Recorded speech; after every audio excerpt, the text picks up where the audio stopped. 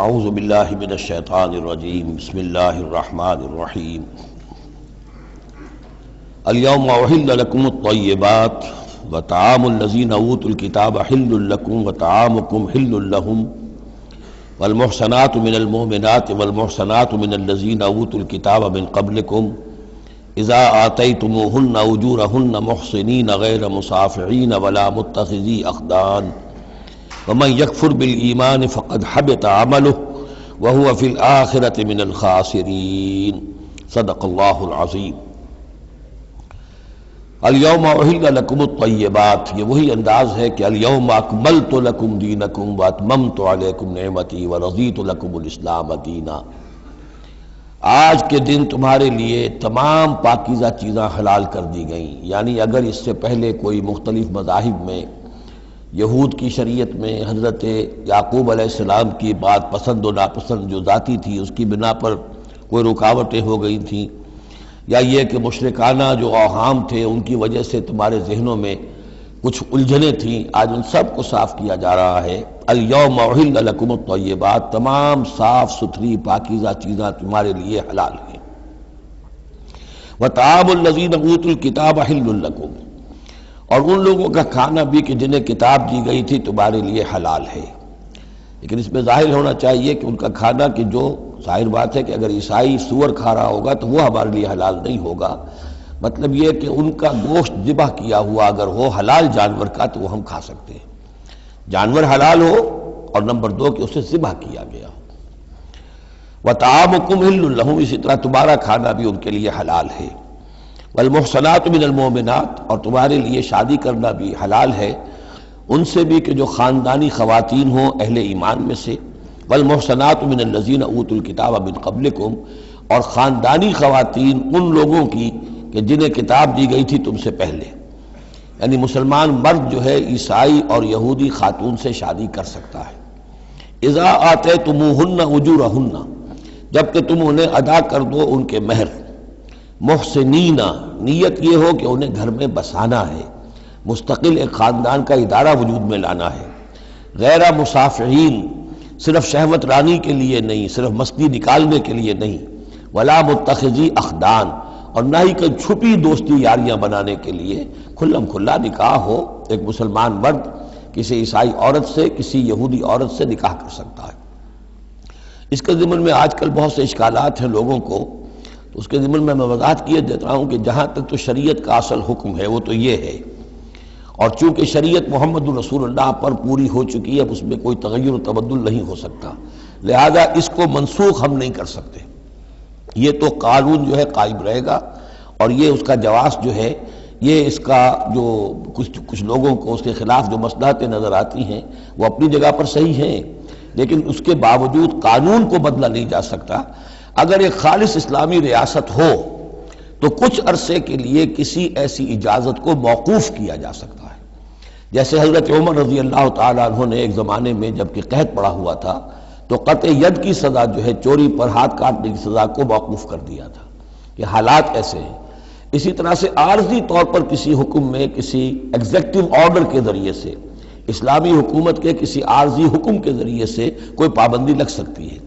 مثلا چونکہ صورتحال یہ ہے کہ مسلمان مردوں کو اجازت ہے عیسائی اور یہودی عورتوں سے شادی کی، مسلمان عورت کی شادی نہیں ہو سکتی کسی بھی عیسائی یا یہودی مرد سے۔ اب اس کی کیا علت ہے کہ عام طور پر سمجھا یہی جاتا ہے کہ مرد غالب ہوتا ہے، لہذا اس کا امکان ہے کہ وہ اپنی بیوی کو سیدھے راستے پر لے آئے گا، نہ یہ کہ اس کی بیوی اسے غلط راستے پر لے جائے گی۔ دوسرے یہ کہ اس زمانے میں اولاد ہوتی تھی مرد کی، تو گویا کہ ثابت تھا کہ جو اولاد ہوگی وہ ماں پر نہیں ہوگی، عیسائی نہیں ہوگی، یہودی نہیں ہوگی، بلکہ وہ مسلمان ہوگی۔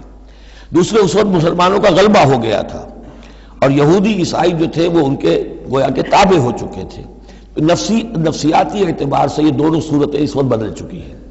آج مسلمان مغلوب ہیں، یہودی عیسائی جو ہیں ان کا پلڑا بھاری ہے دنیا کی سیاست میں اور دنیا کے معاملات میں۔ ویسے بھی مرد جو ہیں وہ کمزور ہو چکے ہیں اور عورتوں کا غلبہ ہے۔ اس حوالے سے مناسب یہی ہے کہ یہ شادیاں نہ ہوں، لیکن حرام ان کو ہم نہیں کہہ سکتے۔ البتہ کوئی اگر اسلامی ریاست کہیں قائم ہو جائے تو پھر وہ وقتی طور پر جب تک کہ حالات میں کوئی اور تبدیلی نہ ہو جائے، مصلحتوں کے پیش نظر اس اجازت کو عارضی طور پر منسوخ کر سکتی ہے۔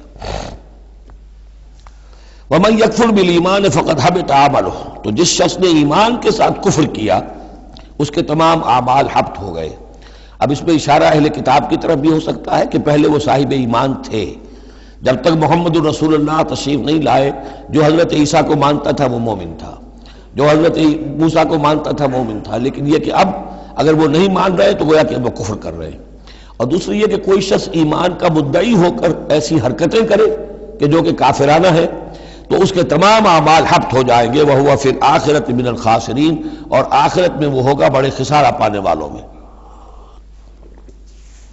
یا ایھا الذین آمنوا اذا قمتم الی الصلاۃ، اہل ایمان جب تم کھڑے ہو ارادہ کرو قصد کرو نماز کا، فاغسلوا وجوہکم وایدیکم الی المرافق، تو دھو لیا کرو اپنے چہرے بھی اور اپنے دونوں ہاتھ بھی کہنیوں تک، وامسحوا برؤوسکم، اور اپنے سروں پر مسح کر لیا کرو، وارجلکم، اور دھو لیا کرو اپنے پاؤں کو بھی الی الکعبین، ٹخنوں تک۔ یہ ارجلکم اور ارجلکم دونوں قرأتیں ہمارے ہاں بھی ہیں، مستند قرأتوں میں ہیں۔ اہل تشیع جو ہے ویسے اس کو مستقل ارجلکم پڑھتے ہیں، اور ان کے نزدیک یہ مسح کے ساتھ ہے، وامسحوا برؤوسکم وارجلکم، مسح کر لیا کرو اپنے سروں پر بھی اور پیروں پر بھی۔ لیکن یہ کہ ہمارے اہل سنت کے نزدیک یہ ارجلکم ہے، اور اس میں چونکہ الی الکعبین کا آ گیا اضافہ، اگر صرف مسح ہوتا تو اس میں کوئی حد بیان کرنے کی ضرورت نہیں تھی، لہذا الی الکعبین کے اضافے سے وہ بالکل اس کے مساوی ہو گیا ہے الی المرافق، جیسے ہاتھوں کو دھونا ہے کہنیوں تک ایسے ہی پاؤں کو دھونا ہے ٹخنوں تک۔ وَإِن كُنتُمْ جُنُبًا فَاطَّهَّرُوا، اور اگر تم حالت جنابت میں ہو تو پھر تم اور زیادہ پاکی حاصل کرو، یعنی غسل کرو، پورے جسم کا غسل کرو۔ وَإِن كُنتُمْ مَرْضَىٰ أَوْ عَلَىٰ سَفَرٍ، اور اگر تم بیمار ہو یا سفر پر ہو، اور جاء أَحَدٌ مِّنكُم مِّنَ الْغَائِطِ، یا کوئی تم میں سے کسی نشیبی جگہ سے ہو کر آئے، عام طور پر قضاء حاجت کے لیے لوگ نشیبی جگہوں پر جاتے تھے، اور لامستم النساء، یا تم نے عورتوں سے مقاربت کی ہو، فلم تجدوا ماء، اور تم نہ پاؤ پانی، فتیمموا صعیدا طیبا، تو ارادہ کرو پاک مٹی کا، فامسحوا بوجوہکم وایدیکم منہ، تو اس سے اپنے چہروں اور ہاتھوں کو مل لو۔ ما یرید اللہ لیجعل علیکم من حرج، اللہ یہ نہیں چاہتا کہ تم پر کوئی تنگی کرے، پانی نہیں ہے تو مٹی سے، ولکن یرید لیطہرکم، لیکن یہ ضرور چاہتا ہے کہ وہ تمہیں پاک کرے، ولیتم نعمتہ علیکم، اور تم پر اپنی نعمت کا اتمام فرمائے، لعلکم تشکرون، تاکہ تم شکر کا حق ادا کر سکو۔ واذکروا نعمت اللہ علیکم ومیثاقہ الذی واثقکم بہ، اب دیکھیے ایک میثاق وہ تھا کہ جو بنی اسرائیل سے لیا گیا، اب یہ میثاق اہل ایمان سے ہو رہا ہے۔ یہ سورت شروع ہوئی ہے یا ایھا الذین آمنوا سے، اور یاد رکھنا اپنے اس میثاق کو، اپنی اس نعمت کو جو تم پر ہوئی ہے اللہ کی طرف سے، اور وہ میثاق جو اس نے تم سے باندھ لیا ہے، جس میں اس نے تمہیں باندھ لیا ہے، واثقکم بہ اذ قلتم سمعنا واطعنا، جب تم نے کہا سمعنا واطعنا۔ سورہ بقرہ کی آخری آیت کہاں ختم ہوئی تھی؟ سمعنا واطعنا، آخری سے پہلی غفرانک ربنا والیک المصیر۔ جو مسلمان بھی کہتا ہے سمعنا واطعنا، گویا کہ وہ ایک میثاق میں، ایک بہت گاہے معاہدے کے اندر اللہ کے ساتھ بندھ گیا، اب اسے اللہ کی شریعت کی پابندی کرنی ہے۔ واذکروا نعمت اللہ علیکم ومیثاقہ الذی واثقکم بہ اذ قلتم سمعنا واطعنا واتقوا اللہ، اللہ کا تقوی اختیار کرو، ان اللہ علیم بذات الصدور، یقیناً اللہ تعالیٰ جو سینوں کے اندر چیزیں پنہاں ہیں ان سے بھی واقف ہے۔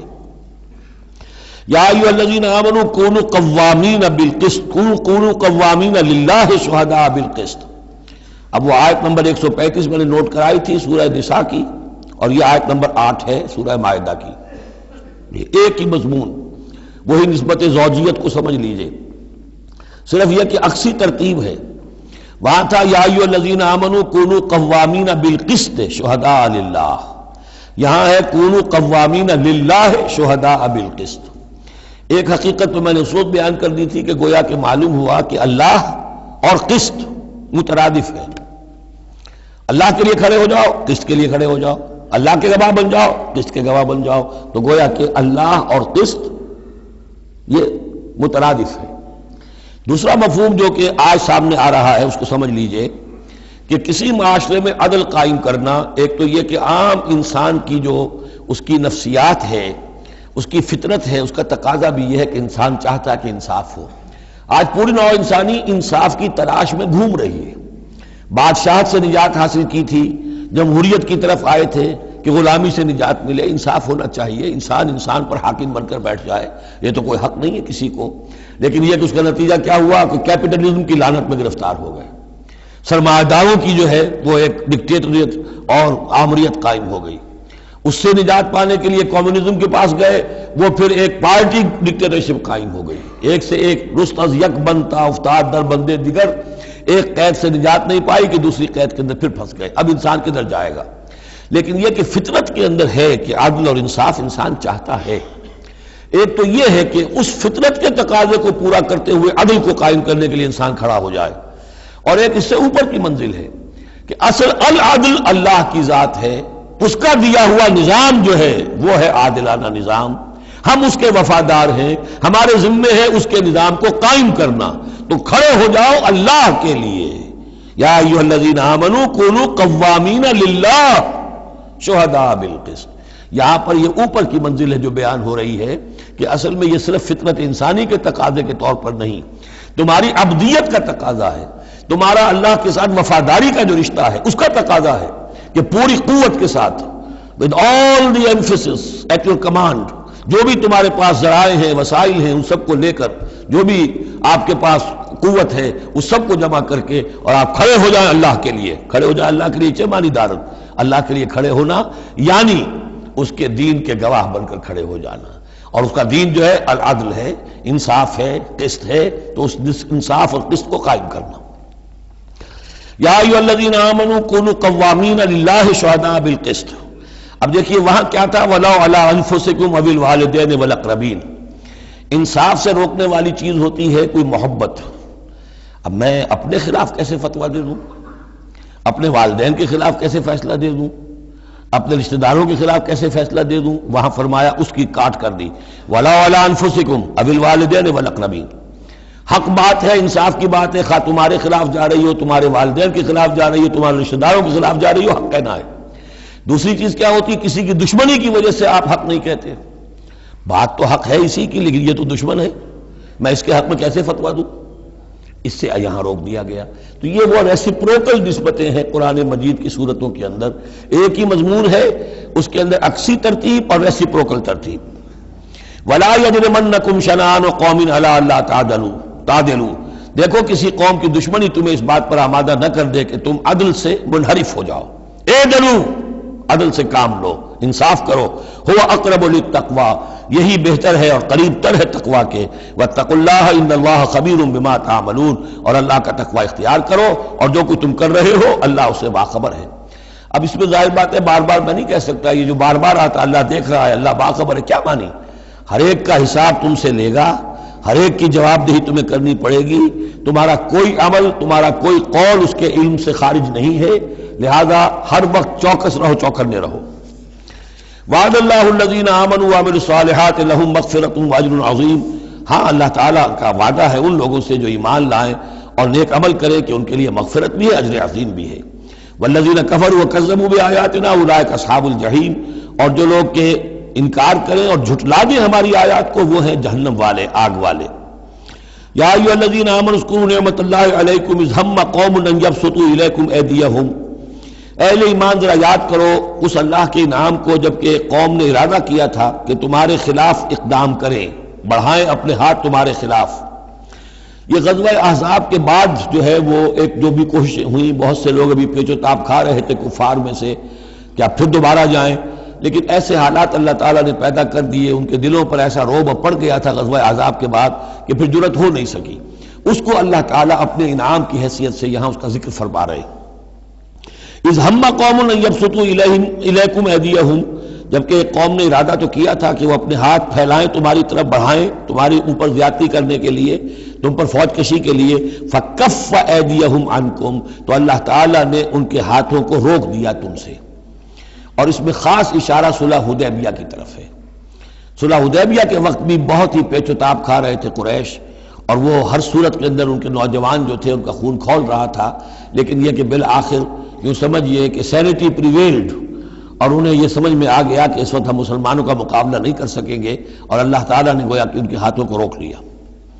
فَكَفَّ أَيْدِيَهُمْ عَنْكُمْ وَعَلَى اللَّهِ فَلْيَتَوَكَّلِ الْمُؤْمِنُونَ، اور اللہ تعالیٰ کو تو اہل ایمان ہی پر توکل کرنا چاہیے، اللہ تعالیٰ اہل ایمان کو تو اللہ ہی پر توکل کرنا چاہیے۔ وَلَقَدْ أَخَذَ اللَّهُ مِيثَاقَ بَنِي إِسْرَائِيلَ، اب یہ بنی اسرائیل کی تاریخ کے کچھ واقعات آ رہے ہیں۔ وَلَقَدْ أَخَذَ اللَّهُ مِيثَاقَ بَنِي إِسْرَائِيلَ، اور جس طرح اے مسلمانوں آج تم سے میثاق لیا گیا ہے اور تمہیں اللہ نے جکڑ لیا ہے، باندھ لیا ہے شریعت کے میثاق میں، اسی طرح اللہ تعالیٰ نے بنی اسرائیل کا میثاق بھی لیا تھا۔ وَبَعَثْنَا مِنْهُمُ اثْنَيْ عَشَرَ نَقِيبًا، اور ان میں ہم نے اٹھا دیے تھے، مقرر کر دیے تھے 12 نقیب، 12 قبیلے تھے، ہر قبیلے میں حضرت موسیٰ علیہ السلام نے ایک نقیب مقرر کیا۔ یہی ہم نے اپنے اسرے کے ناظم کے لیے نقیب کا لفظ یہیں سے اختیار کیا ہے۔ حضور نے بھی 12 نقیب مقرر کیے تھے انصار میں، 9 جو ہیں خزرج میں سے اور 3 اوس میں سے۔ وقال اللہ انی معکم، اور اللہ نے فرمایا تھا ان سے میں تمہارے ساتھ ہوں، یعنی میری مدد، میری تائید، نصرت تمہارے شامل حال رہے گی۔ لئن اقمتم الصلاۃ وآتیتم الزکاۃ، اگر تم نے نماز کو قائم رکھا اور زکوٰۃ ادا کرتے رہے، وآمنتم برسلی، اور میرے رسولوں پر تم ایمان لاتے رہے، آئیں گے پے بپے آئیں گے۔ حضرت موسیٰ کے بعد سے لے کر تو 1400 برس تک تار ٹوٹا ہی نہیں، پھر ذرا سا وقفہ 600 برس کا ہوا، پھر حضور تشریف لائے۔ آمنتم برسلی وعزرتموہم، اور ان کی تم مدد کرتے رہو گے، واقرضتم اللہ قرضا حسنا، اور اگر تم اللہ کو قرض حسنا دیتے رہو گے، اپنے مال خرچ کرتے رہو گے اللہ کے دین کے لیے، لأکفرن عنکم سیئاتکم، تو میں لازماً دور کر دوں گا تم سے تمہاری برائیوں کو، ولأدخلنکم جنات تجری من تحتها الانہار، اور میں لازماً داخل کروں گا تمہیں ان باغات میں جن کے دامن میں ندیاں بہتی ہوں گی۔ فمن کفر بعد ذلک، تو جس نے بھی کفر کیا اس کے بعد، منکم تم میں سے، فقد ضل سواء السبیل، تو وہ تو سیدھے راستے سے بہت بھٹک کر رہ گیا۔ فبما نقضهم ميثاقهم لعناهم، بس ان کے اپنے اسی عہد کو توڑنے کے باعث ہم نے ان پر لعنت فرمائی۔ یہ لعناهم جو میں نے وہاں پر محذوف قرار دیا تھا، یہاں پر وہ واضح آ گیا۔ فبما نقضهم ميثاقهم لعناهم، ہم نے ان کے اسی میثاق کو توڑنے کے پاداش میں ان پر لعنت فرمائی۔ وجعلنا قلوبهم قاسیہ، اور ان کے دلوں کو سخت کر دیا۔ ثم قست قلوبكم فهي كالحجارة أو أشد قسوة يحرفون الكلم عن مواضعه، وہ کلام کو اس کے اصل مقام سے ہٹاتے ہیں۔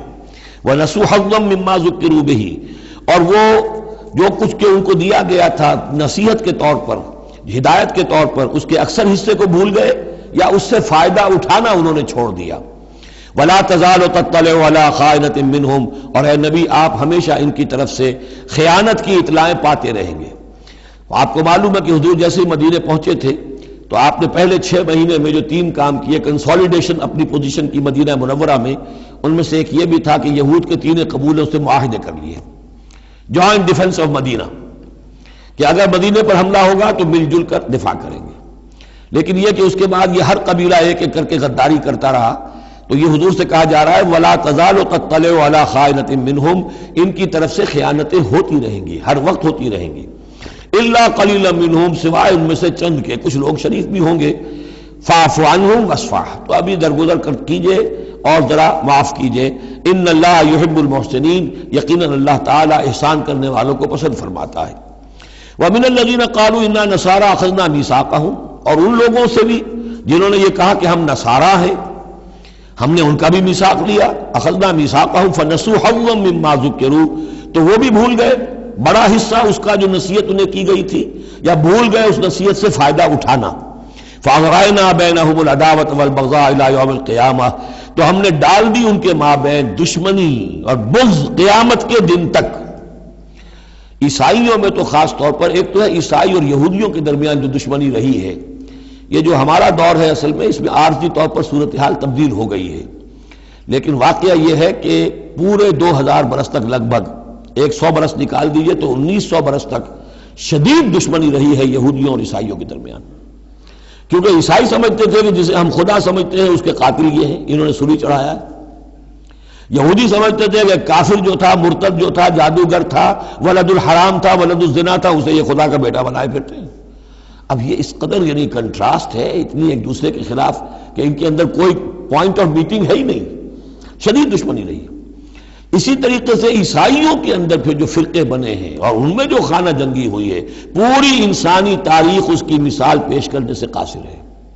ایک اتنی موٹی کتاب لکھی ایک صاحب نے، لندن میں ہے، بلڈ آن دی کراس، صلیب پر خون، وہ جو کتاب ہے وہ بتاتی ہے، میں حیران رہ گیا پڑھ کر، ہم لوگ نہیں واقف ہیں ان کی تمام چیزوں سے، یورپ میں جو کچھ ہوتا رہا ہے عیسائیوں کے فرقوں کے مابین، کیتھولکس اور پروٹیسٹنٹس کے درمیان، اس کی ہلکی سی جھلک اب بھی آئرلینڈ میں نظر آتی ہے۔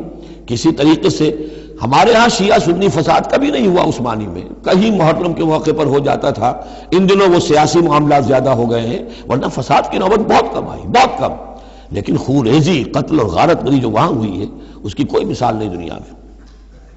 فَأَغْرَيْنَا بَيْنَهُمُ الْعَدَاوَةَ وَالْبَغْضَاءَ إِلَى يَوْمِ الْقِيَامَةِ، ہم نے ڈال دی ان کے مابین دشمنی اور بغض قیامت تک کے لیے۔ وَسَوْفَ يُنَبِّئُهُمُ اللَّهُ بِمَا كَانُوا يَصْنَعُونَ، اور پھر اللہ تعالیٰ جتلا دے گا انہیں قیامت کے دن جو کچھ وہ کرتے رہے تھے۔ یا اہل الکتاب قد جاءکم رسولنا، اب یہ وہی انداز ہے جو سورہ نساء کے آخر میں تھا، اے کتاب والو قد جاءکم رسولنا، آ گیا ہے تمہارے پاس ہمارا رسول صلی اللہ علیہ وسلم، یبین لکم کثیرا مما کنتم تخفون، جو ظاہر کر رہا ہے تم پر اکثر وہ چیزیں جو تم چھپا رہے تھے، من الکتاب، کتاب میں سے، ویعفو عن کثیر، ابھی بہت سی چیزوں سے تو درگزر بھی کر رہا ہے، تمہارے سارے بھانڈے نہیں پھوڑے اس نے۔ قد جاءکم من اللہ نور و کتاب مبین، آ چکا ہے تمہارے پاس اللہ کی طرف سے نور بھی اور روشن کتاب بھی۔ یہ مقام قرآن کا ایسا ہے کہ یہاں نور سے مراد احتمال میں حضور کی شخصیت بھی ہو سکتی ہے۔ وہاں میں نے کہا تھا انزلنا الیکم نورا مبینا، نازل کر دیا ہے تمہاری طرف ایک روشن نور، وہاں اس سے مراد قرآن بنتا ہے، اس لیے کہ حضور کے لیے لفظ انزلنا یہ صحیح نہیں، اس پر منطبق نہیں ہو سکتا بعثت کے لیے، لیکن یہاں جاءکم من اللہ نور و کتاب مبین، یہ بھی معنی ہو سکتے ہیں کہ نور بھی قرآن کو کہا گیا ہو، اور واو جو ہے یہ واو تفسیری ہو، آ گیا ہے تمہارے پاس نور یعنی کتاب مبین، یہ بھی معنی ہو سکتے ہیں، احتمال یہ بھی ہے، لیکن یہ کہ یہ احتمال بھی موجود ہے کہ یہاں نور سے مراد محمد الرسول اللہ صلی اللہ علیہ وسلم کی ذات مبارکہ ہو، اور اس سے مراد حضور کی روح ہے، روح پر نور ہے، اور اس اعتبار سے کہ حضور کی روح جو ہے اور آپ کی روحانیت آپ کے پورے وجود کے اوپر غالب تھی، چھائی ہوئی تھی، لہذا آپ کو مجسم نور بھی کہا جا سکتا ہے، یہ صرف یوں سمجھیے استعارے کا انداز ہے، اس میں کوئی حرج کی بات نہیں۔ قد جاءکم من اللہ نور و کتاب مبین یہدی بہ اللہ من اتبع رضوانہ سبل السلام، اس کے ذریعے سے اللہ تعالی رہنمائی فرماتا ہے ان کی جو اس کی رضا کے جویا ہیں، متلاشی ہیں، سلامتی کے راستوں کی ہدایت فرماتا ہے، وَيُخْرِجُهُم مِّنَ الظُّلُمَاتِ إِلَى النُّورِ، اور نکالتا ہے انہیں اندھیروں سے روشنی کی طرف بِإِذْنِهِ اپنے حکم سے، وَيَهْدِيهِمْ إِلَىٰ صِرَاطٍ مُّسْتَقِيمٍ، اور ان کی رہنمائی فرماتا ہے، ہدایت دیتا ہے انہیں سیدھے راستے کی طرف۔ قَدْ كَفَرَ الَّذِينَ قَالُوا إِنَّ اللَّهَ هُوَ الْمَسِيحُ ابْنُ مریم، یقیناً کفر کیا انہوں نے جنہوں نے کہا اللہ ہی مسیح ابن مریم ہے۔ دیکھیے حضرت عیسیٰ کے بارے میں یہ دو عقیدے رہے ہیں ان کے ہاں، ایک ہے گاڈ انکارنیٹ، اوتار کا عقیدہ جو ہندوؤں میں بھی ہے، رام چندر جی خدا کے اوتار، کرشن جی مہاراج خدا کے اوتار، یعنی خدا خود ہی انسانی شکل میں ظہور کر لیتا ہے۔ اسی طرح کا گاڈ انکارنیٹ کا کانسیپٹ عیسائیوں میں بھی رہا ہے، اور خاص طور پر جیکوبائٹس جو ان کا فرقہ رہا ہے وہ سختی کے ساتھ اس پر قائل تھا کہ اصل میں اللہ ہی نے حضرت مسیح کی شکل میں دنیا میں ظہور فرمایا ہے۔ جیسے ہمارے ہاں بھی بعض جو ہیں غلو میں آ کر محبت اور عقیدت اور عظمت محمد الرسول اللہ صلی اللہ علیہ وسلم کی اس میں ایک حد سے تجاوز کرتے ہوئے کہہ دیتے ہیں کہ وہی جو مستوی عرش تھا خدا ہو کر اتر پڑا وہ مدینے میں مصطفیٰ ہو کر، یہ گویا کہ وہی اوتار کا عقیدہ ہے جو ہم نے دوسروں سے سیکھ لیا ہے۔ اسی طریقے کی بات یہ ہے ان کے ہاں لقد کفر الذین قالوا ان اللہ هو المسیح ابن مریم، ان لوگوں نے بھی کفر کیا جنہوں نے کہا کہ اللہ ہی ہے، مسیح ابن مریم جو ہے حقیقت میں اللہ ہی ہے جو اس شکل میں ظاہر ہوا ہے۔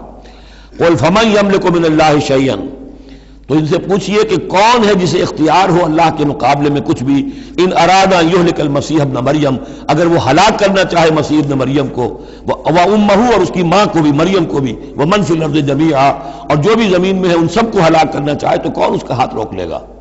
وَلِلَّهِ مُلْكُ السَّمَاوَاتِ وَالْأَرْضِ وَمَا بَيْنَهُمَا، اور اللہ ہی کے لیے ہے بادشاہی آسمانوں کی اور زمین کی اور جو بھی کچھ ان دونوں کے مابین ہے۔ یخلق ما یشاء، وہ تخلیق فرماتا ہے جو چاہتا ہے، واللہ علی کل شیء قدیر، اللہ ہر چیز پر قادر ہے، جو چیز چاہتا ہے تخلیق فرماتا ہے۔ آدم کو تخلیق فرمایا، عیسیٰ کو تخلیق فرمایا، یحییٰ کو تخلیق فرمایا۔ اعجاز کے اور معجزہ ہونے کی مختلف شکلیں ہیں۔ وقالت الیہود والنصارى نحن ابناء اللہ واحباؤہ، اور یہ یہودی اور نصرانی کہتے ہیں ہم تو اللہ کے بیٹے ہیں، یعنی بیٹوں کے مانند لاڈلے، واحباؤہ اس کے بڑے چہیتے ہیں، پیارے ہیں۔ قل فلم يعذبكم بذنوبكم، تو ان سے کہیے کہ پھر وہ تمہیں عذاب کیوں دیتا رہا ہے تمہارے گناہوں کی پاداش میں؟ اللہ کی اولاد ہو، چہیتے ہو، نبوکدنضر کے ہاتھوں تمہیں پٹوایا، 6 لاکھ تمہارے قتل ہوئے، تمہارا ہیکل اول جو ہے وہ شہید ہوا، ایسیرینز کے ہاتھوں تمہاری سلطنت اسرائیل ختم ہوئی، پھر تمہیں یونانیوں نے رگڑا، پھر تمہیں جو ہے رومیوں نے جو ہے کس طریقے سے تمہیں ایذائیں پہنچائیں، اور تمہارا دوسرا جو ہیکل بنایا تھا وہ بھی گرا دیا۔ ایسے ہی لاڈلے ہوتے ہیں اللہ کے؟ یا اللہ اتنا ہی لاچار ہے، بیچارہ ہے، عاجز ہے؟ قل فلم يعذبكم بذنوبكم بل انتم بشر ممن خلق، نہیں، تم بھی انسان ہو جیسے کہ اور انسان اس نے بنائے ہیں۔ یغفر لمن یشاء، وہ جس کی چاہتا ہے بخشش فرماتا ہے، ویعذب من یشاء، جس کو چاہتا ہے سزا دیتا ہے۔ وللہ ملک السماوات والارض، اور آسمان اور زمین کی کل بادشاہی اللہ ہی کے لیے ہے، وما بینہما، اور جو کچھ ان دونوں کی مابین ہے ان کی بھی، وإلیہ المصیر، اور اسی کی طرف لوٹ جانا ہے۔ یا اہل الکتاب قد جاءکم رسولنا یبین لکم علی فترۃ من الرسل، پھر وہی بات لیکن یہاں ایک نئے نکتے کے ساتھ آئی ہے۔ اہل کتاب تمہارے پاس آ چکا ہے ہمارا رسول صلی اللہ علیہ وسلم، یبین لکم، جو تمہارے لیے واضح کر رہا ہے، بیان کر رہا ہے، علی فترۃ من الرسل، رسالت کے ایک انقطاع کے بعد۔ حضرت عیسیٰ اور حضور صلی اللہ علیہ وسلم کے مابین 600 برس ایسے گزرے ہیں کہ دنیا میں کوئی نبی کوئی رسول نہیں رہا۔ یہ فترت ہے، فترت ہے، وقفہ ہے عارضی، اور پھر حضور کی بعثت، اور پھر فترت دائمی، اب رسالت کا دروازہ ختم۔ 600 برس کے لیے عارضی بند، پھر حضور کی تشریف آوری، اور اب تا قیام قیامت دروازہ بند۔ یا اہل الکتاب قد جاءکم رسولنا یبین لکم علی فترۃ من الرسل ان تقولوا ما جاءنا من بشیر، مبادا تم یہ کہو کہ ہمارے پاس تو نہیں آیا کوئی بشارت دینے والا ولا نذیر، اور نہ کوئی خبردار کرنے والا۔ فقد جاءکم بشیر ونذیر، تو سن لو آ گیا ہے تمہارے پاس خبردار کرنے والا اور بشارت دینے والے۔ رسلا مبشرین ومنذرین لئلا یکون للناس علی اللہ حجۃ بعد الرسل وکان اللہ عزیزا حکیما۔ سورہ نساء کی وہ آیت اب آپ کے ذہن میں رہنی چاہیے، بنیادی آیت۔ واللہ علی کل شیء قدیر، اور اللہ ہر چیز پر قادر ہے۔ اب حضرت موسیٰ علیہ السلام کا وہ واقعہ آ رہا ہے کہ جب کہ مصر سے اپنی قوم کو لے کر نکلے، صحرائے سینا میں رہے، کوہ طور پر بلائے گئے، تورات دے دی گئی، اب اس کے بعد انہیں حکم ہوا کہ فلسطین میں داخل ہو جاؤ، اور وہاں جو مشرک اور کافر قومیں آباد تھیں، فلسطی کہلاتے تھے، ان کو تم ان کے ساتھ جنگ کرو، انہیں وہاں سے نکالو، اور یہ تمہارے لیے ارض مقدس اللہ کی طرف سے موعود ہے، اس لیے کہ تمہارے ابراہیم، تمہارے جد امجد تھے وہ یہی تھے، یہی حضرت اسحاق تھے، یہیں سے پھر حضرت یعقوب کے زمانے میں حضرت یوسف علیہ السلام جب مصر چلے گئے تھے تو یہاں سے تمہاری منتقلی مصر ہوئی تھی، اب جو اپنا اصل گھر ہے جاؤ اسے حاصل کرو۔ لیکن جب جنگ کا موقع آیا پوری قوم نے کورا جواب دے دیا کہ ہم جنگ کرنے کے لیے تیار نہیں۔ اس پر حضرت موسیٰ علیہ السلام کے مزاج میں جو تلخی پیدا ہوئی اور طبیعت کے اندر یوں سمجھیے بیزاری کی شدت پیدا ہوئی، وہ آپ دیکھیے گا کہ ہم یہ سمجھتے ہیں کہ رسول جو ہے وہ اپنی امت کے حق میں شفقت ہی شفقت ہوتا ہے، شفقت بھی ہے، جیسے اللہ کا معاملہ رؤوف بھی ہے، ودود بھی ہے، لیکن عزیز ذو انتقام بھی ہے، انتقام لینے والا بھی ہے، یہ دونوں شانیں ہیں۔ رسول کا معاملہ بھی یہی ہے، شفیق بھی ہے لیکن غیور بھی ہے، دین کی غیرت اس میں ہے، آپ سے بڑھ کر اللہ کے دین کی غیرت اس میں ہے، تو آخر ظاہر بات ہے کہ آپ کے طرز عمل سے بیزاری بھی ہوگی۔ پھر ان دونوں چیزوں کو سامنے رکھیے۔ اور یہ بات ذرا میں عرض کر دوں، تھوڑی سا نکتہ ہے سمجھنے کا، کہ چونکہ اس قوم کو اب تک بہت سا تجربہ ہوا تھا معجزوں کا، پیاس لگی، ہم سورہ بقرہ میں پڑھ آئے ہیں، ایک بھی چٹان پر 12 چشمے پھوٹ گئے، کوئی محنت تو کرنی نہیں پڑی۔ بھوک لگی، من و سلوہ نازل ہو گیا۔ دھوپ لگی، سائبان جو ہے وہ ابر کا سائبان ساتھ ساتھ چل رہا ہے۔ سمندر راستے میں آیا، پھٹا، اس نے راستہ دے دیا۔ تو اس سے یہ بھی کہا جا سکتا ہے کہ اس لاڈ پیار کی وجہ سے بگڑ گئے تھے، اور یہی حکمت ہے کہ حضور کی پوری زندگی میں آپ کو اس طرح کا کوئی معجزہ نظر نہیں آتا۔ مسلمانوں، جو کرنا ہے اپنی جان دے کر، ایثار سے، قربانی سے، محنت سے، مشقت سے، بھوک جھیل کر، فاقے برداشت کر کے کرو۔ یہ بہت اہم نکتہ ہے، سمجھ لیجیے۔ یہ عادی ہو گئے تھے۔ وَإِذْ قَالَ مُوسَىٰ لِقَوْمِهِ يَا قَوْمِ اذْكُرُوا نِعْمَةَ اللَّهِ عَلَيْكُمْ إِذْ جَعَلَ فِيكُمْ أَنْبِيَاءَ وَجَعَلَكُمْ مُلُوكًا، اور یاد کرو جب کہ موسیٰ نے کہا اپنی قوم سے، میری قوم کے لوگوں، اور تورات سے معلوم ہوتا ہے، بک آف ایکسوڈس جو ہے 6 لاکھ کی نفری تھی ان کی جب یہ نکلے ہیں مصر سے۔ اب ان میں بوڑھے بھی، بچے بھی اور عورتیں بھی، ان کو نکال دیجئے تو کم سے کم 1 لاکھ تو ہوں گے کہ جو ایسے لوگ ہوں کہ جو جنگ کی صلاحیت رکھتے ہوں، اور نیچے جائیے برسبیل تنزل تو 50,000 تو ہوں گے، لیکن ان کا حال کیا ہوا وہ دیکھ لیجئے۔ یا قوم اذکروا نعمت اللہ علیکم، میری قوم کے لوگوں، اللہ کے اس انعام کا احساس کرو جو تم پر ہوا ہے۔ اذ جعل فیکم انبیاء، جبکہ تمہارے اندر اس نے نبی اٹھائے، یعنی خود میں نبی ہوں، میرے بھائی ہارون نبی ہیں، حضرت موسیٰ نبی تھے، حضرت یوسف نبی تھے جو آئے تھے۔ وجعلکم ملوکا، اور تمہیں بادشاہ بنایا ہے۔ بادشاہ بنایا ہے تو ظاہر بات ہے اس وقت تک اگرچہ ان کی بادشاہت تو قائم نہیں ہوئی تھی، ہو سکتا ہے یہ پیشین گوئی ہو کہ جو بتائی جا رہی ہو کہ آئندہ تمہیں اللہ تعالیٰ زمین کی سلطنت بھی اور خلافت بھی دینے والا ہے، جیسے کہ حضرت داؤد اور حضرت سلیمان کے زمانے میں ہوئی۔ ایک رائے یہ بھی ہے کہ چونکہ حضرت یوسف کے زمانے میں انہیں بڑا اقتدار حاصل ہو گیا تھا، بادشاہ تو نہیں تھے، لیکن یہ کہ واقعتاً بادشاہوں کے بھی، جن کو کہتے ہیں کہ پیرزادے ہونے کے اعتبار سے بادشاہوں کے بھی مخدوم تھے اور ممدوح تھے، تو شاید اس کی طرف اشارہ ہو۔ وَآتَاكُم مَّا لَمْ يُؤْتِ أَحَدًا مِّنَ الْعَالَمِينَ، اور تمہیں وہ ساری چیزیں دیں جو پوری دنیا میں تمام جہان والوں میں کسی کو نہیں دی۔ یا قوم ادخلوا الارض المقدسۃ التي كتب اللہ لکم، اے میری قوم کے لوگوں اب داخل ہو جاؤ اس ارض مقدس میں، اس فلسطین میں جو اللہ نے تمہارے لیے لکھ دی ہے، اللہ کا فیصلہ ہے، تمہیں ملے گی۔ ولا ترتدوا على ادبارکم، اور اب اپنی پیٹھوں کے بل نہ واپس نہ پھرنا، فتنقلبوا خاسرین، اگر ایسا کرو گے تو خسارے میں رہو گے۔ قالوا یا موسیٰ ان فیہا قوما جبارین، انہوں نے کہا موسیٰ ہم فلسطین میں داخل ہو جائیں، اس میں تو بڑی جابر قوم ہے، بڑی طاقتور قوم ہے، قداور لوگ ہیں، لعین ہیں، جسیم ہیں۔ ان فیہا قوما جبارین وانا لن ندخلها حتی یخرجوا منها، ہم اس زمین میں داخل نہیں ہوں گے، اپنے قدم نہیں بڑھائیں گے جب تک کہ وہ وہاں سے نکل نہ جائیں۔ وَإِن يَخْرُجُوا مِنْهَا فَإِنَّا دَاخِلُونَ، وہ نکل جائیں پھر ہم داخل ہو جائیں گے۔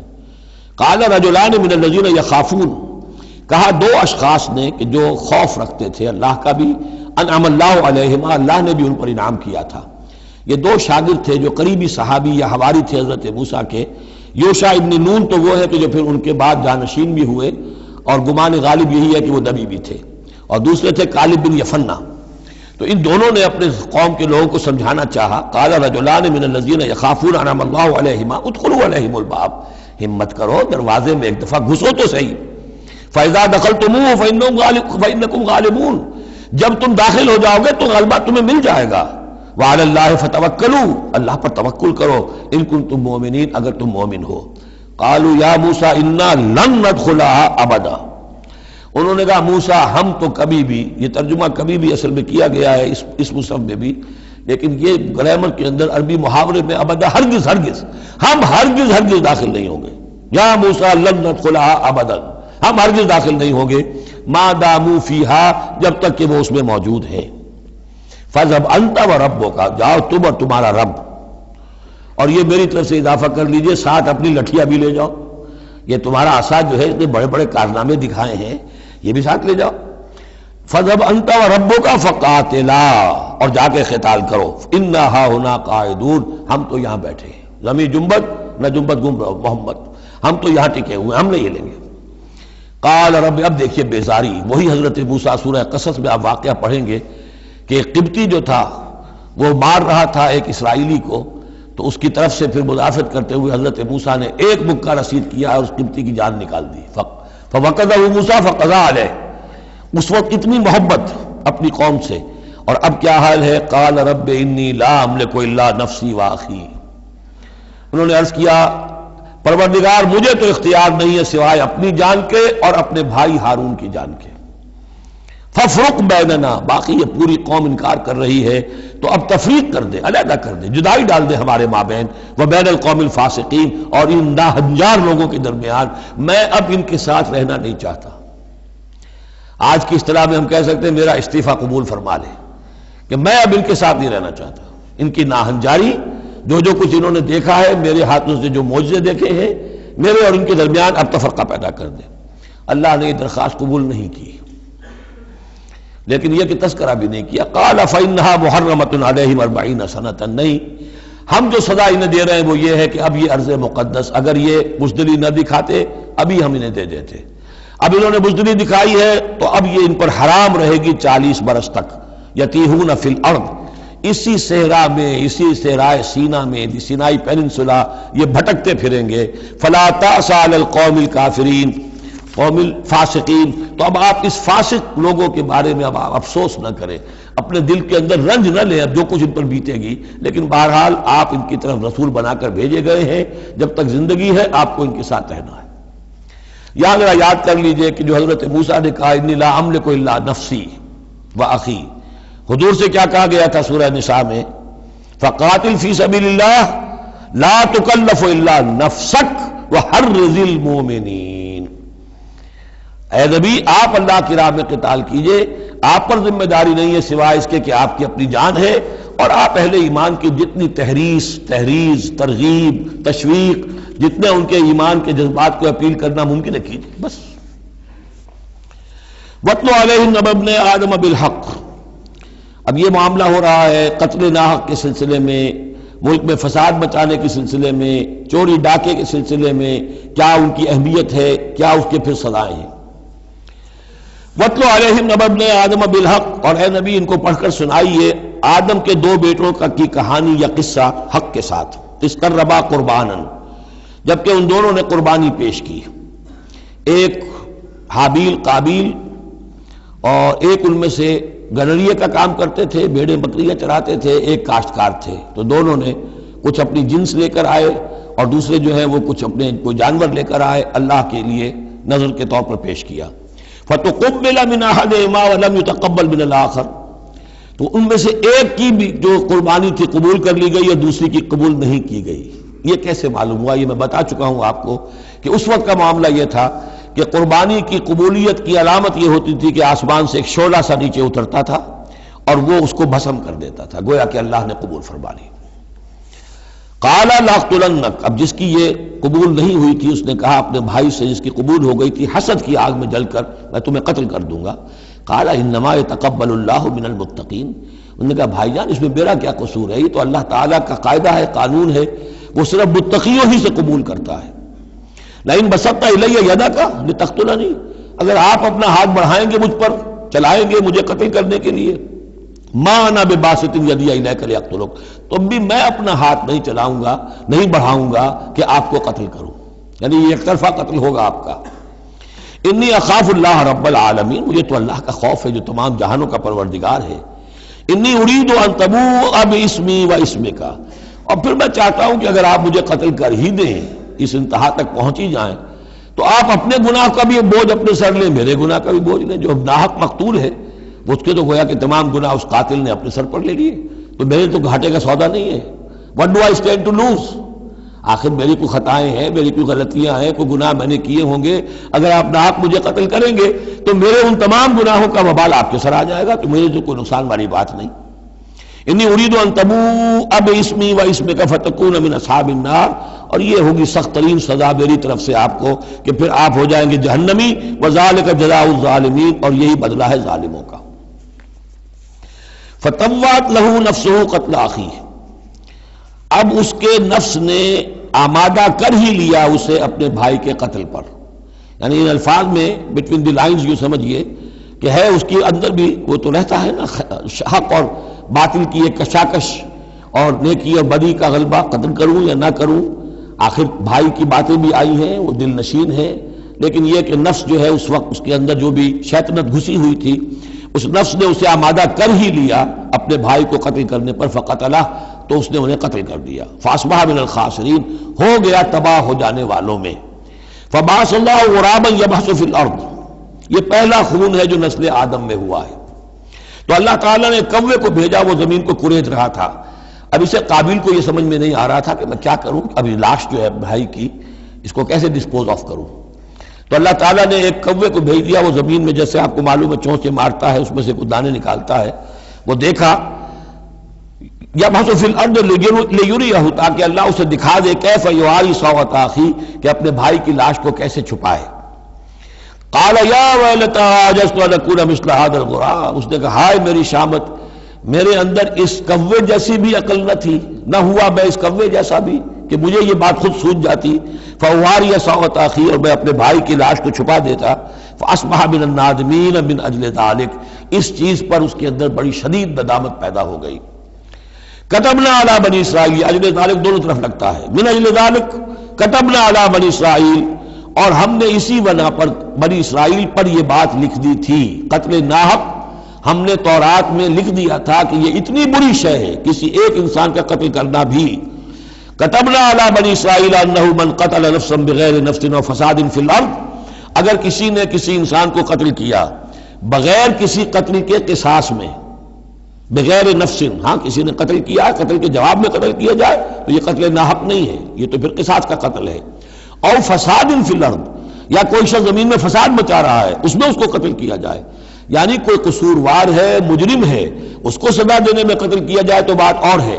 کسی بے قصور انسان کو اگر قتل کر دیا گیا فکانما قتل الناس جميعا، تو یہ ایسے ہے جیسے کہ اس نے تمام انسانوں کو قتل کر دیا، پوری نوع انسانی کو۔ کیوں کہ تمدن کی جڑ کٹ گئی، احترام جان، احترام مال، یہ بنیاد ہے تمدن کی۔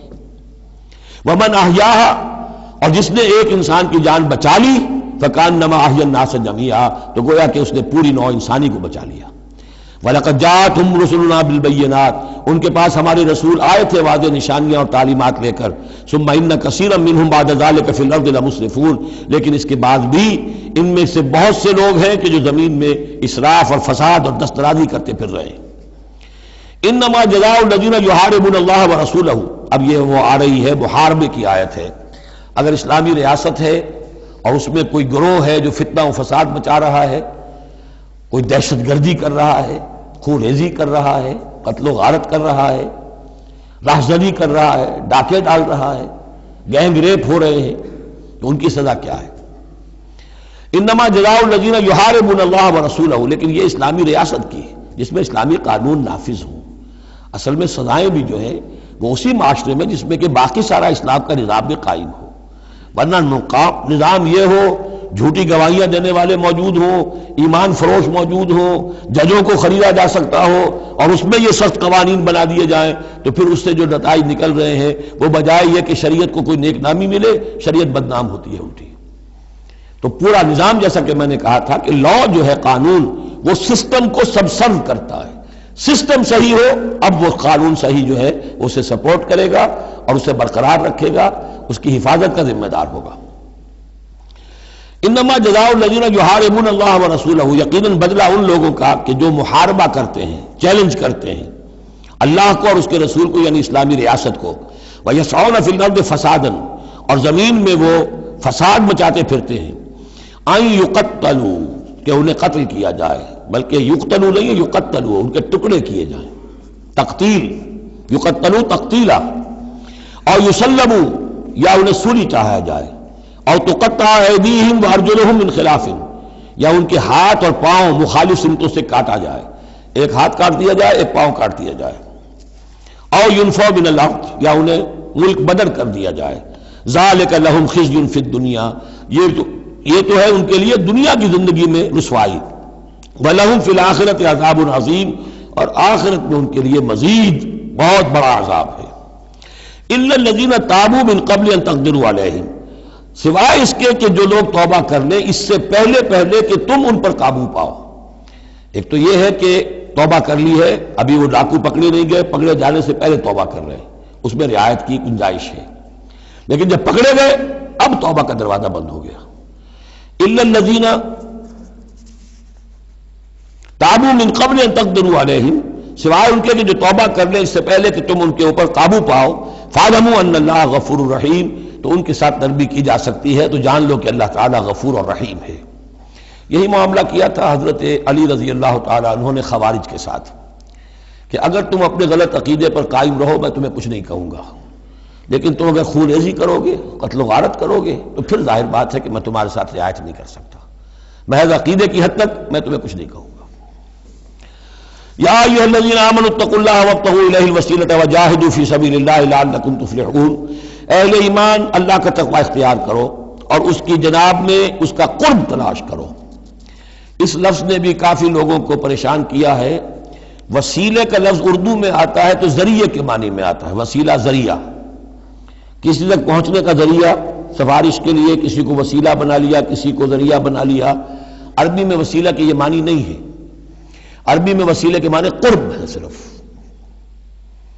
بدقسمتی سے بعض تو الفاظ ایسے ہیں کہ جو عربی میں ان کا مفہوم بالکل کچھ اور ہے، اردو میں کچھ اور ہے، بعض ایسے ہیں کہ کچھ تھوڑا تھوڑا فرق ہے۔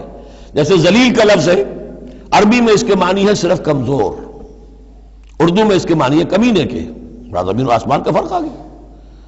جیسے کہ ہم پڑھ آئے ہیں وَلَقَدْ نَصَرَكُمُ اللَّهُ بِبَدْرٍ وَأَنْتُمْ أَذِلَّةٌ، اے مسلمانوں یاد کرو اللہ نے تمہاری مدد کی تھی بدر میں جبکہ تم بہت کمزور تھے۔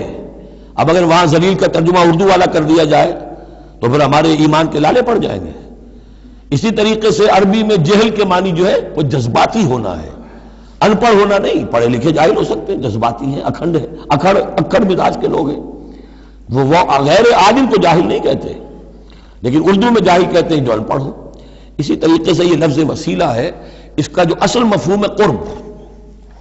اہل ایمان اللہ کا تقوی اختیار کرو نمبر ایک، لیکن تقوی جو ہے وہ ذرا ایک نیگیٹو بات ہے، بچنا اللہ سے، اللہ کے غضب سے، اللہ کی ناراضگی سے، برائی سے بچنا، گناہ سے بچنا، نافرمانی سے بچنا، اللہ کے احکام کو توڑنے سے بچنا، یہ ایک منفی کانسیپٹ ہے۔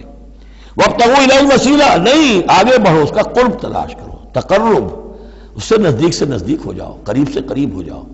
لیکن اس تقرب کا ذریعہ کیا ہوگا؟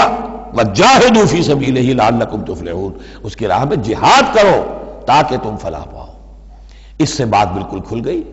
تقوی اور تقرب اللہ کے لیے جہاد۔ تقوی شرط لازم ہے، پہلے تو یہ کہ جو حرام چیزیں ان سے آپ بچیں، جن چیزوں سے روک دیا گیا ہے ان سے رک جائیں، اور اللہ کی نافرمانی جو ہے اس سے باز آ جائیں۔ اب اس کے بعد اس کی طرف آگے بڑھنا چاہتے ہیں، تقرب حاصل کرنا چاہتے ہیں، اس کی راہ میں جہاد کیجیے۔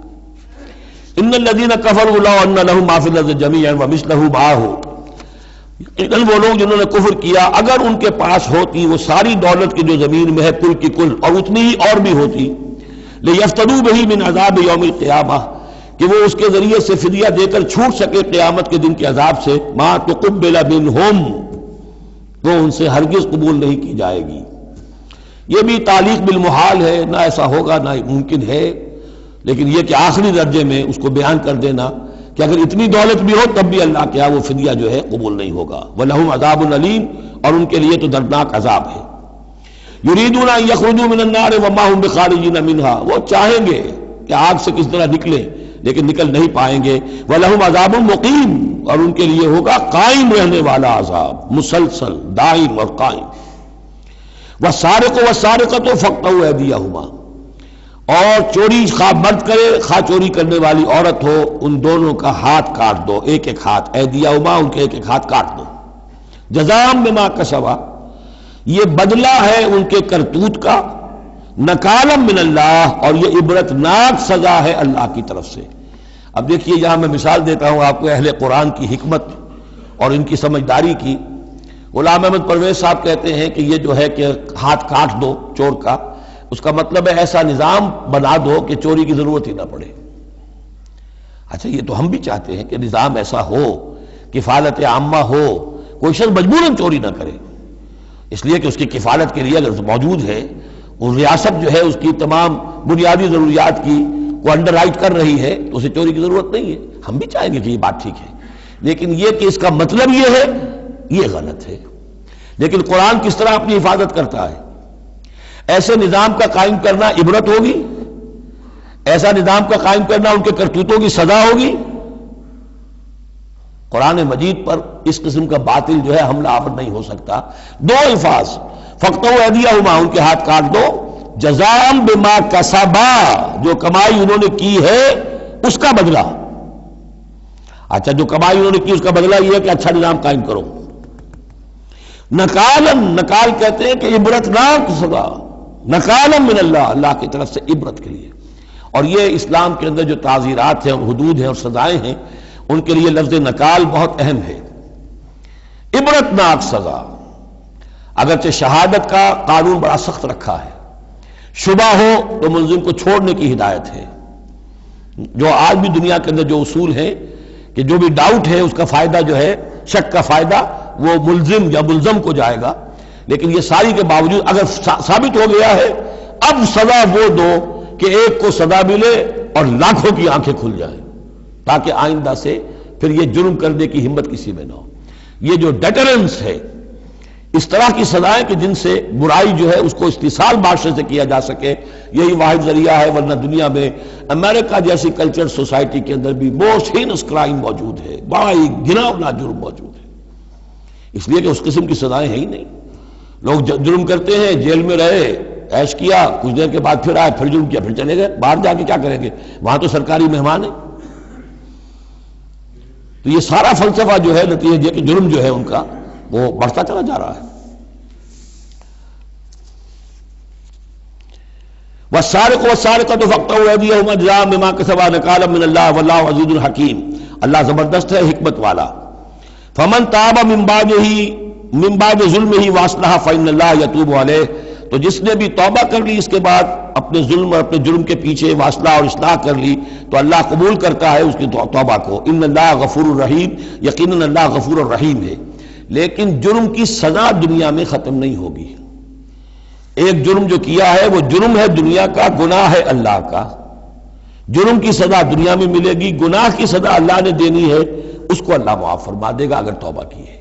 اگر توبہ نہیں کی ہے تو پھر یہ کہ اس کی سزا بھی ملے گی۔ الم تعلم ان اللہ لہ ملک السماوات والارض، کیا تم جانتے نہیں کہ اللہ ہی کے لیے ہے آسمانوں اور زمین کی بادشاہی۔ یعذب من یشاء ویغفر لمن یشاء، وہ سزا دے گا جس کو چاہے گا اور بخش دے گا جسے چاہے گا۔ واللہ علی کل شیء قدیر، اللہ ہر چیز پر قادر ہے۔ یا ایھا الرسول لا يحزنک الذین یسارعون فی الکفر من الذین قالوا آمنا بافواہہم ولم تؤمن قلوبہم۔ یہ پھر ذکر آ رہا ہے، لیکن یہاں بھی گڑبڑ ہے معاملہ سورہ بقرہ کی طرح۔ منافقین پر بھی انطباق ہوگا اس کا، اور اہل کتاب کے بھی وہ لوگ جو ان کے طرف کے منافق تھے، جن کا میلان اسلام کی طرف بھی تھا، چاہتے بھی تھے کہ مسلمانوں میں شامل رہے، لیکن وہ اپنے ساتھیوں کو بھی چھوڑنے کو تیار نہیں تھے۔ تو یہ جو بیچ بیچ میں مذبذبین بین ذالک تھے، یہ دونوں طرف کے لوگ تھے۔ یا ایھا الرسول لا يحزنک الذین یسارعون فی الکفر، اے رسول صلی اللہ علیہ وسلم، نہ غمگین ہو آپ ان لوگوں کی سرگرمیوں سے، بھاگ دوڑ سے، کہ جو کفر کے ضمن میں بڑی سرگرمی دکھا رہے ہیں۔ من الذین قالوا آمنا بافواہہم، ان لوگوں میں سے جو اپنے منہ سے تو کہتے ہیں کہ ہم ایمان رکھتے ہیں، ولم تؤمن قلوبہم، اور ان کے دل ایمان نہیں لائے ہیں۔ ومن الذین ہادوا، اور اسی طرح کے لوگ یہودیوں میں سے ہیں۔ سماعون للکذب، یہ بڑے ہی غور سے سنتے ہیں، توجہ سے سنتے ہیں جھوٹ کو۔ سماعون لقوم آخرین، اور یہ سنتے ہیں کچھ اور لوگوں کے لیے، یعنی ایک تو یہ ہے کہ ان کی جھوٹی باتیں بڑی توجہ سے سنیں گے، شیاطین جو ہیں ان کے، وَإِذَا خَلَوْا إِلَىٰ شَيَاطِينِهِمْ قَالُوا إِنَّا مَعَكُمْ إِنَّمَا نَحْنُ مُسْتَهْزِئُونَ۔ پھر یہ کہ ان کی طرف سے جاسوس بن کر آئیں گے مسلمانوں کے ہاں، کہ یہاں بڑی توجہ سے بات سنتے ہیں تاکہ جا کے رپورٹ کر سکیں، آج محمد نے یہ کہا، آج فلاں معاملہ ہوا صلی اللہ علیہ وسلم۔ تو سماعون لقوم آخرین، اس کے دونوں ترجمے ہو سکتے ہیں کہ وہ دوسری قوم کی باتوں کو بڑی توجہ سے سنتے ہیں، یا سنتے ہیں دوسری قوم کے لوگوں کے لیے، انہیں رپورٹ کرنے کے لیے، ان کے اسپائس کی حیثیت سے آ کر۔ لم یاتوک، جو آپ کے پاس نہیں آتے، یعنی ان کے جو گرو گھنٹال ہیں، ان کے جو لیڈر ہیں، ان کے جو شیاطین ہیں، وہ آپ کے پاس نہیں آتے۔ یہ جو بین بین کے لوگ ہیں در حقیقت وہ آتے ہیں جن کے ذریعے سے یہ سارا معاملہ جو ہے جاسوسی کا چل رہا ہے۔ یحرفون الکلم من بعد مواضعہ، وہ کلام کو پھیر دیتے ہیں اس کی جگہ کے اور موقع اور محل کے معین ہو جانے کے بعد. یقولون ان اوتیتم ھذا فخذوہ، وہ کہتے ہیں اگر تمہیں یہ شے مل جائے تو لے لینا. کوئی مقدمہ ہے، وہ لا رہے ہیں حضور کے پاس، پہلے سے طے کر رکھا ہے، اگر تو فیصلہ یہ ہوگا محمد کا ہم قبول کر لیں گا، اگر یہ فیصلہ نہیں کریں گے ہم فیصلہ رد کر دیں گے. اور اسی سے یہ بات سمجھ لیجئے کہ اصل میں فتح مکہ تک جس معنی میں ہم لفظ بولتے ہیں ریاست، اسلامی ریاست، پورے طور پر ایک ہمہ گیر ریاست پورے طور پر مدینے میں فتح مکہ کے بعد قائم ہوئی ہے، پہلے قائم نہیں ہوئی. ورنہ کسی ریاست میں دو جوڈیشل سسٹمز نہیں ہو سکتے، سوائے جو پاکستان میں ابھی ہوا ہے، 2 چیف جسٹس بھی ہو گئے ہمارے ہاں چند دن کے لیے، لیکن یہ کہ یہ انہونی بات تھی جو ہوئی ہے. لیکن یہ کہ ہوتا نہیں دنیا میں، ایک ریاست ایک عدالتی نظام. یہ لوگ جب چاہتے تھے حضور کے پاس آ جاتے تھے، جب چاہتے تھے کسی اور یہودیوں کی عدالت میں لے جاتے تھے. تو پیرلل نظام وہاں چل رہے تھے. ہمہ گیر ریاست وحدت کی حیثیت سے، ایک آرگینک ہول کی حیثیت سے یہ فتح مکہ کے بعد قائم ہوئی ہے. یقولون ان اوتیتم ھذا فخذوہ، کہتے ہیں کہ اگر یہ فیصلہ ملے تو تم لے لینا، قبول کر لینا. وَإِن لَّمْ تُؤْتَوْا فَاحْذَرُوا، اور اگر یہ شے نہ تمہیں ملے، نہ فیصلہ ملے، یہ ڈگری نہ تمہارے حق میں جاری کی جائے تو پھر بچ جانا، کترا جانا. وَمَن يُرِدِ اللَّهُ فِتْنَتَهُ فَلَن تَمْلِكَ لَهُ مِنَ اللَّهِ شَيْئًا، اور جس کو اللہ تعالیٰ ہی نے فتنے میں مبتلا کرنے کا فیصلہ کر لیا ہو تو تم اس کے لیے اللہ تعالیٰ کے مقابلے میں کوئی مددگار نہ پاؤ گے، کوئی شے نہیں ملے گی. اولئک الذین لم یرد اللہ ان یطہر قلوبہم، یہ وہ لوگ ہیں کہ جن کے دلوں کو پاک کرنا اللہ نے چاہا ہی نہیں. لم یرد اللہ ان یطہر قلوبہم لہم فی الدنیا خزی، ان کے لیے دنیا میں بھی رسوائی ہے. ولہم فی الآخرۃ عذاب عظیم، اور آخرت میں ان کے لیے دردناک اور بہت بڑا عذاب ہے. سماعون للکذب، یہ خوب سنتے ہیں اچھی طرح اور چٹخارے لے لے کر سنتے ہیں جھوٹ کو. اکالون للسحت، خوب کھانے والے ہیں پیٹ بھر بھر کر حرام کے. فإن جاؤوک، پھر اگر یہ آپ کے پاس آئیں، فحکم بینہم، آپ چاہیں تو ان کا مقدمہ لیں اور فیصلہ کریں. او اعرض عنہم، آپ چاہیں تو ان کا مقدمہ لینے سے انکار کر دیجیے، کیونکہ نیتیں ان کی نیک نہیں ہیں. وہ آپ کا فیصلہ لینے نہیں آئے، طے کیے بیٹھے ہوئے پہلے سے کہ اگر فیصلہ یہ ہوگا تو قبول کر لیں گے ورنہ ہم لوٹ کے آ جائیں گے. تو ایسے لوگوں پر اپنا وقت ضائع کرنا جو ہے اس کو کوئی ضرورت نہیں ہے. لیکن یہ کہ اندیشہ یہ ہو سکتا تھا کہ یہ جا کے پروپیگنڈا کریں گے، دیکھو ہم تو گئے تھے محمد کے پاس مقدمہ لے کر، یہ کیسے نبی ہے رسول ہے، یہ مقدمے کا فیصلہ کرنے کو تیار نہیں. تو یہ جو اندیشہ ہو سکتا تھا اس کی پھر آگے اللہ تعالیٰ کی طرف سے حضور کو اطمینان دلایا جا رہا کہ آپ پرواہ نہ کریں اس اندیشے کی.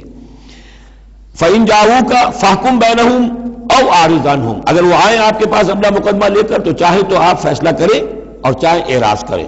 وَإِن تُعْرِضْ عَنْهُمْ، اگر آپ ان سے اعراض کریں گے، ان کا مقدمہ جو ہے فیصلہ کرنے سے انکار کر دیں گے، فَلَن يَضُرُّوكَ شَيْئًا، وہ آپ کو کوئی ضرر نہیں پہنچا سکیں گے. ان کے مخالفانہ پروپیگنڈے سے قطعاً کوئی آپ کو ہراساں ہونے کی ضرورت نہیں ہے. وَإِنْ حَكَمْتَ، اور اگر آپ فیصلہ کریں، فَحْكُم بَيْنَهُمْ بِالْقِسْطِ، تو بہرحال آپ کو فیصلہ کرنا ہے عدل اور قسط کے ساتھ، انصاف کے ساتھ. ان اللہ یحب المقسطین، یقیناً اللہ تعالیٰ جو ہے وہ انصاف کرنے والوں کو پسند کرتا ہے، ان سے محبت کرتا ہے. وَكَيْفَ يُحَكِّمُونَكَ، اور اے نبی یہ کیسے آپ کو حکم بناتے ہیں، یہود کی طرف اشارہ ہے. وَعِندَهُمُ التَّوْرَاۃ، ان کے پاس تورات موجود ہے، نیت ہو تو اسی کے فیصلے کو لے کر چلیں. فِيهَا حُكْمُ اللَّهِ، اس میں اللہ کا حکم موجود ہے. ثُمَّ يَتَوَلَّوْنَ مِن بَعْدِ ذَلِكَ، پھر بھی وہ اس کے بعد بھی اس سے روگردانی کرتے ہیں. وَمَا أُولَٰئِكَ بِالْمُؤْمِنِينَ، اور حقیقت میں یہ لوگ مومن نہیں ہیں، ایمان سے خالی ہیں، ایمان سے تہی دست ہیں، ان کا اصل روگ یہ ہے. بارک اللہ لی ولکم فی القرآن العظیم ونفعنی وإیاکم بالآیات والذکر الحکیم.